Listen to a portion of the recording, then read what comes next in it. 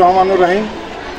আমি প্রথমে আমার ইউনিয়নে 5টি আশ্রয় কেন্দ্রের আমার স্বেচ্ছাসেবক লোকদেরকে দিয়া আমি আগে এই ব্যবস্থা করেছি। এখন বিশেষ করে বাক্সমুল গ্রাম বেশি প্লাবিত হয়েছে, একটি বাড়িও নাই যে এই বাড়িতে পানি উঠে নাই। তো বিশেষ করে এখানে বাক্সমুল মাদ্রাসা, বাক্সমুল প্রাইমারি স্কুল আছে 2তলা, আর বিশেষ করে আমার যে এই যে 4তলা ভবন, একটি ভবনে আপনার একটি রুমও খালি নাই। কয়েকশো পরিবার এখানে পানিবন্দী অবস্থায় আছে। আমি এখন এখানে দেখলাম, দেখা আমি কয়েকটা সংস্থার সাথে আলাপ করছি। পরশুদিন ঢাকা থেকে একটা টিম আসবে ওষুধ এবং ত্রাণ নিয়ে, আগামীকাল কুমিল্লা থেকে আসবে। আর আমরা আমাদের পরিষদের পক্ষ থেকে আমরা খাবারের ব্যবস্থা সিদ্ধান্ত নিয়েছি, আমরা ইনশাল্লাহ খাবার দিব। অসংখ্য ধন্যবাদ। ধন্যবাদ। তারা এসে আপনাদের একটা তালিকা করবেন, আর যার যেটা সমস্যা আমার সাথে যোগাযোগ করবেন, আমার নাম্বার সব জায়গায় আছে। এই পানিটা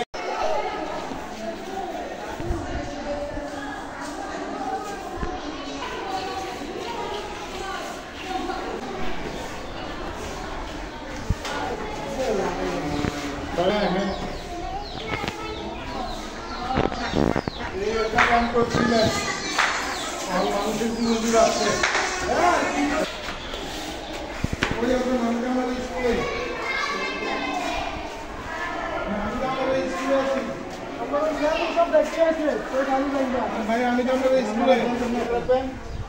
যাতে খানি মেঘে শুরুবাদ করা হয়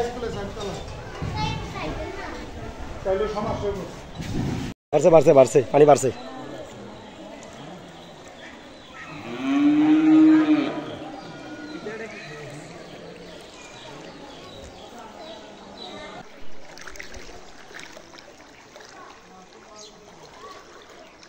সুপ্রিয় দর্শক, আমি আপনাদেরকে দেখাচ্ছিলাম আমাদের ইউপি চেয়ারম্যান হাজি আব্দুল করিম চেয়ারম্যান। উনি আমাদের এই যে বন্যার্তদের পাশে দাঁড়ানোর জন্য সকাল 6টা থেকে কিন্তু বিভিন্ন আশ্রয় কেন্দ্র ঘুরে নিজে দেখছেন। এখন পর্যন্ত বেলা বাজে 2:31, 2:30 পর্যন্ত উনি দেখছেন আমাদের যে বাক্সমুল ইউনিয়নের বিভিন্ন আশ্রয় প্রকল্পগুলো ঘুরে সারাদিন ব্যাপী দেখতেছে। এবং সামনেও কিন্তু উনি যে জায়গাগুলো দেখবে। এবং আরেকটা কথা আপনাদেরকে না বলেন না, উনি কিন্তু প্রতিশ্রুতি দিয়েছে বিভিন্ন জায়গা থেকে কিন্তু যে ধরনের ত্রাণ বা খাবার দাবার যা আনা দরকার উনি সেভাবে ব্যবস্থা করছে। এবং নিজস্ব অর্থায়নে, বিশেষ করে ইউপির অর্থায়নে তারা খুব দ্রুত আমাদের বন্যার্ত যে আক্রান্ত লোকজন আছে তাদেরকে খুব দ্রুত কিন্তু খাবার দাবার বা ওষুধ সামগ্রী দিবে, এই ধরনের একটা বক্তব্য আমাদের কাছে দিয়েছেন।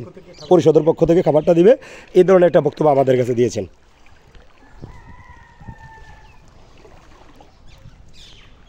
আমরা জানা